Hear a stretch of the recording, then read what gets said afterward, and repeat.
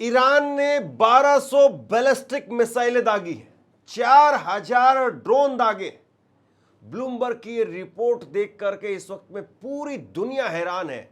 जितने भी दुनिया के डिफेंस एक्सपर्ट हैं, वॉर एक्सपर्ट हैं, वो बीते एक महीने से ईरान की ताकत को देख रहे हैं और ईरान ने पूरी दुनिया को हिला दिया है। कोई भी आदमी ये मानने के लिए तैयार नहीं था एक महीने पहले कि ईरान इस कदर जाकर के और अमेरिका, इजराइल और खाड़ी देशों के अंदर तबाही मचा देगा। एक महीना पूरे होने पर इस युद्ध को लेकर के एक रिपोर्ट निकल करके सामने आई है। ब्लूमबर्ग ने एक रिपोर्ट पेश की है और उस रिपोर्ट के अंदर बहुत विस्तार से बताया है कि अमेरिका की तरफ से कितने हथियार, कितनी मिसाइलें वो प्रयोग की गई हैं, ईरान की तरफ से कितने हथियार, कितनी मिसाइलें वो प्रयोग की गई हैं, इजराइल ने कितनी प्रयोग की हैं। और बड़ी बात यह है कि इस रिपोर्ट में किसी और के लिए नहीं बल्कि अमेरिका के लिए रेड अलर्ट बजता हुआ नजर आ रहा है। और वो रेड अलर्ट दरअसल इसलिए है क्योंकि इस रिपोर्ट के अंदर यह कहा गया है कि जो कुछ तैयारी अमेरिका की चाइना के लिए थी, रूस के लिए थी कि कभी जरूरत पड़ेगी तो रूस पर या चाइना पर हम इस तरह के हथियार इस्तेमाल करेंगे, वो इन्होंने ईरान पर ही खर्च कर दी। और केवल मिसाइल और ड्रोन्स या जो महंगी मिसाइलें हैं वही खर्च नहीं हुई है, बल्कि उसके साथ साथ जो थर्ड एयर डिफेंस सिस्टम है, उसके एयरक्राफ्ट है, जंगी जहाज है, उनको नुकसान हुआ है। ये इस रिपोर्ट के अंदर कहा गया है। ये रिपोर्ट मैं आपके सामने विस्तार से रखने जा रहा हूं। और दुनिया के अंदर डिप्लोमेसी के लेवल पर भी अब अमेरिका अलग थलग पड़ता हुआ नजर आ रहा है। कौन कौन सा देश वो इस वक्त में ईरान के साथ है, कौन कौन अमेरिका के साथ है, इजराइल के साथ है, वो भी इस खबर के अंदर हम डिटेल से उस पर भी बात करेंगे। लेकिन बिल्कुल साफ है कि ईरान ने वाकई झंडे गाड़ दिए, पूरी दुनिया को दिखा दिया कि साहब युद्ध लड़ना किसे कहते हैं। और जब आपके सामने दुनिया की महाशक्ति आपके सामने हो, अमेरिका सुपर पावर जब आपके सामने हो, तब उस सुपर पावर को कैसे पाउडर बना दिया जाता है, ये ईरान ने बता दिया है।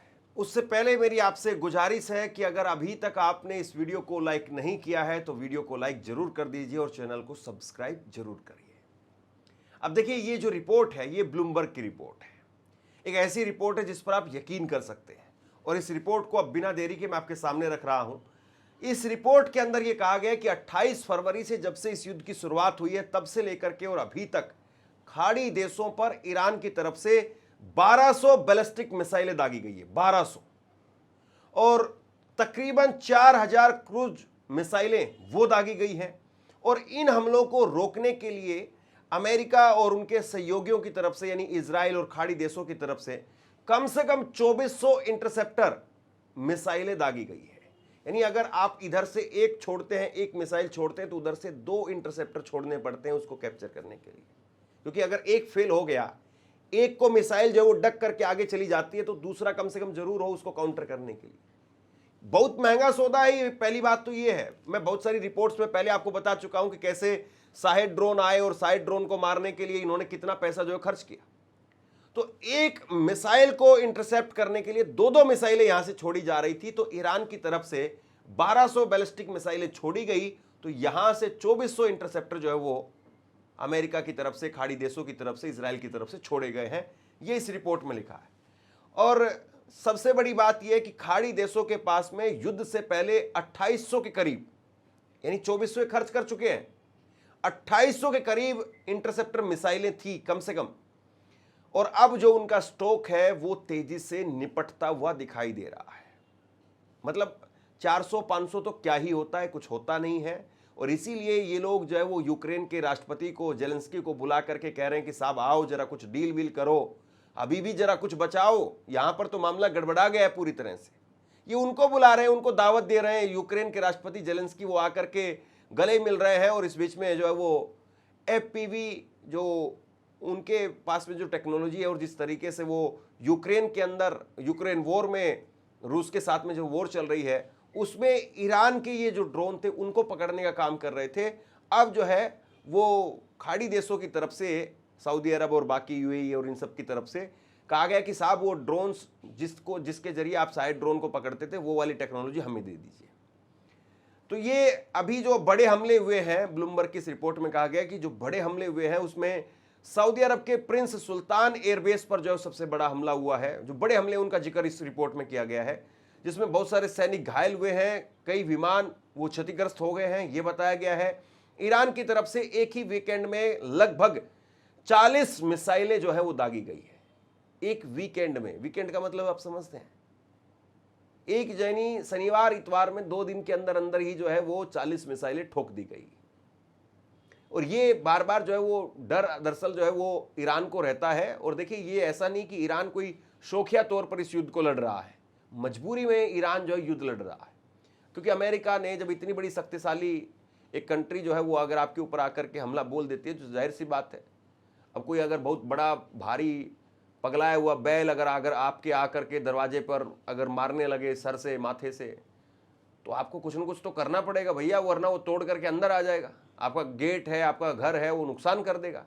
अगर आप उसको नहीं रोकेंगे, नहीं उसको मारेंगे, नहीं उसको हटाएंगे, तो वो जो सांड है, छुट्टा सांड है, वो छुट्टा सांड तो आपके घर में घुस जाएगा। कल को गाड़ी वाड़ी कहीं तक भी आकर के कुछ भी नुकसान कर सकता है। तो ईरान तो दरअसल उस छुट्टा सांड को एक तरीके से नकेल बांधने की कोशिश कर रहा है, उसको भगाने की कोशिश कर रहा है। और इस बीच में अमेरिका है मानने के लिए तैयार नहीं है। अब मैं अमेरिका को कोई सांड नहीं कह रहा हूँ, ईरान को कोई मालिक नहीं कह रहा हूँ, बस केवल एक समझाने के लिए आपको एक बात बता रहा हूँ। क्योंकि अमेरिका की तरफ से पहल हुई, पहला हमला अमेरिका इजराइल की तरफ से हुआ, काउंटर अटैक जो है वो ईरान की तरफ से किए जा रहे हैं। ईरान जहाँ पर वाटर डिसैलिनेशन प्लांट्स हैं या बिजली घर हैं, पहले ईरान के अलग अलग, या फिर उसके जो आप ये कहिए कि परमाणु ठिकाने हैं, या फिर आप यूँ कहिए कि बाकी जितने भी स्ट्रक्चर हैं, ईरान के पहले स्ट्रक्चर्स पर नुकसान हुआ है, स्कूलों के ऊपर नुकसान हुआ, बाद में ईरान ने काउंटर किया है।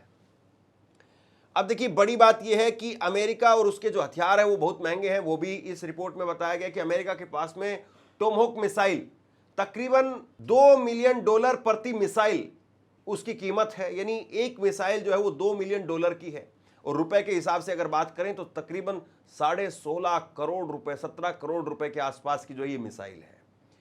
इसके बाद में दूसरी मिसाइल है स्टील्थ मिसाइल, जिसकी कीमत है $1.5 मिलियन। यानी अगर रुपए में अगर इसको देखें तो तकरीबन 12 करोड़ 13 करोड़ रुपए की जो है वो एक मिसाइल है ये। और युद्ध से पहले अमेरिका के पास में तकरीबन 4000 टोमहोक मिसाइलें थी। अब अमेरिका के पास में कितनी बची है ये जानकारी सामने नहीं आई है, लेकिन अमेरिका ने भी अच्छी खासी टोमहोक मिसाइलें मारी हैं, इसमें कोई शक नहीं है। अब एक समस्या और है। चलिए ठीक है, मिसाइलें कुछ ख़त्म हो गई। अब जाहिर सी बात है, जब शादी ब्याह बारात होता है या कोई भी पार्टी फंक्शन होता है, तो जाहिर सी बात है जो घर में आमतौर पर जो आटा आपका चलता था, जो आप आटे की एक थैली लेकर के आते थे, 10 किलो की 20 किलो की जो एक थैली लेकर के आते थे, और वो आटे की एक थैली जो आपकी पहले 2 हफ्ते 1 हफ्ते या 1 महीने चलती थी, अब घर में अगर पार्टी है, मेहमान आ गए हैं, तो जाहिर सी बात है फिर आप ये नहीं कह सकते हैं कि भैया ये 2 महीने का राशन या 1 महीने का राशन वो 2 दिन में कैसे निपट गया। स्वाभाविक सी बात है, वो निपटना ही निपटना है। लेकिन असल समस्या ये है कि वो अगले दिन राशन फिर से लाने की स्थिति में नहीं है। अमेरिका, इजराइल और ये जो खाड़ी के देश हैं, इनका जो प्रोडक्शन है मिसाइल्स बनाने का या इंटरसेप्टर बनाने का जो प्रोडक्शन है वो बहुत स्लो है। और आप कोई भी देश हो, दुनिया का कोई भी मुल्क हो, अरे भैया अगर आपको अगर यूं कहिए कि बड़े टैंकर अगर चाहिए, मान लीजिए बहुत सारे लोग कह रहे थे कि भैया ये स्टेट ऑफ होर्मुज अगर बंद है तो बंद रहने दो, यहाँ से एक सड़क बना दो, सऊदी अरब से जो वो आर पार एक सड़क बना दो और यूएई के इधर से सड़क बना दो, और उसके बाद में जो है ये सड़क के रास्ते से जो है वो निकाल देंगे। तो सड़क एक तो रातों रात नहीं बन सकती है। दूसरी बात यह है कि किसी कंपनी में आप जाकर के कहें कि भैया मुझे 1 लाख ट्रक चाहिए, तो ऐसा नहीं कि कल सुबह 1 लाख ट्रक जो है वो खुल जा सिम सिम और चिराग घिसेंगे और उसके बाद में 1 लाख ट्रक खड़े हुए दिखाई देंगे। ऐसे ही मिसाइल है। मिसाइल तो और बड़ी चीज है। मिसाइल बनने में, ड्रोन्स बनने में समय लगता है, वक्त लगता है। आप उनकी प्रोडक्शन 24 घंटे कर लें, लेकिन उसकी प्रोडक्शन कितनी भी तेज आप करेंगे तब भी जो टारगेट है, क्योंकि टारगेट तो था ही नहीं, मामला तो यही था कि 2-4 दिन में करके आ रहे हैं साहब। आप गाड़ी में पेट्रोल भरवाया, इतना सिर्फ भरवाया था आपने कि शहर में घूम करके 4 चक्कर लगा करके वापस आ जाएंगे। आपको नहीं पता था कि शहर के 4 चक्कर नहीं लगेंगे, बल्कि आपको जो है वो 7200 किलोमीटर घूमना पड़ जाएगा। और आपकी टंकी कितनी बार खाली होगी और आपकी जेब कितनी बार खाली होगी आपका अंदाजा नहीं था। तो अब इस बात को देखिए, जो इस रिपोर्ट में कहा गया है कि लॉकहीड मार्टिन ये हर साल जो है वो 650 PAC-3 इंटरसेप्टर वो बनाती कंपनी है ये, यानी 650 इंटरसेप्टर एक साल में बनाते हैं ये। यहां मार दिए कितने, 2400 मार दिए इन्होंने। भविष्य में इसको अब 2000 प्रतिवर्ष करने की जो है वो योजना चल रही कि भैया ये 600 से काम नहीं होगा, लेकिन वो एक साल में बना सकते हैं 2000। भाई अपनी स्पीड को 3 गुना तो ही कर पाएंगे, उससे ज्यादा कैसे कर लेंगे वो। रॉ मटेरियल भी चाहिए, उसके लिए साइंटिस्ट भी चाहिए, वो सिस्टम भी चाहिए, एकदम से कैसे हो जाएगा। कोई हलवाई थोड़ी ना है कि ठीक है भैया पूरी कम हो गई है तो एक सिलेंडर और लगाओ, 4 पूरी बेलने वाले जो खाने वाले आए हैं उसी में से 4 लोगों को कह दो कि भैया थोड़ी देर आप जो पहले पूरी बिलवा दो।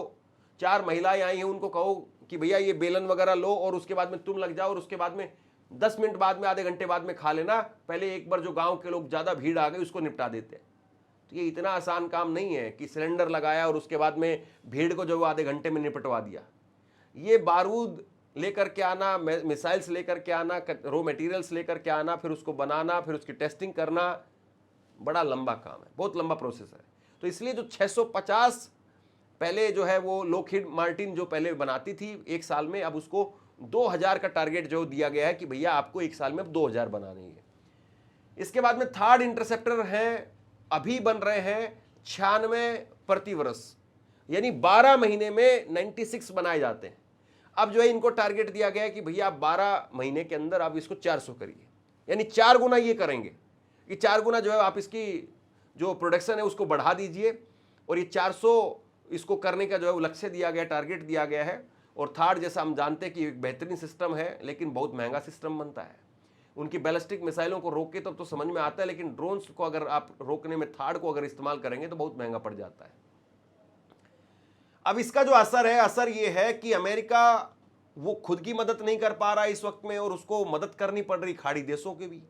खाड़ी देश वो तकरीबन खाली हो चुके हैं। खाड़ी देशों के पास में जो खाली जो नवाबी उनकी सेखी थी वो सिर्फ बची है, और बाकी जो हकीकत है वो सबके सामने आ ही गई है कि भैया वो प्रोग्राम करना, ये करना, वो करना, और जो बड़ी चकाचौंध वाली जिंदगी थी वो चीज़ आसान काम है, और ये युद्ध वगैरह लड़ना ये बहुत मुश्किल काम है। तो ये इस वक्त में जो है वो इसका असर पड़ रहा है। अमेरिका, उसके जो सहयोगी हैं, उसके अलाइज हैं, वो भी चिंतित हैं। अमेरिका ने जो यूक्रेन के लिए जो चीज़ें भेजी थी, यूक्रेन को सपोर्ट करने के लिए रूस के साथ युद्ध में, अब वो खाड़ी देशों में अपनी मदद के लिए, खुद के लिए जो वो पहुंचाना पड़ रहा है। अंतर्राष्ट्रीय स्थिति ये है कि अब यूक्रेन, जैसे मैंने पहले आपको बताया, वो सऊदी अरब के साथ में सैन्य समझौता कर रहा है, और जर्मनी और फ्रांस ने भी हथियारों की कमी के जो संकेत दिए हैं। दक्षिण कोरिया की मिसाइल सिस्टम, थार्ड सिस्टम और MSM सिस्टम जो है वो भेजी जा रही है मिडिल ईस्ट के अंदर।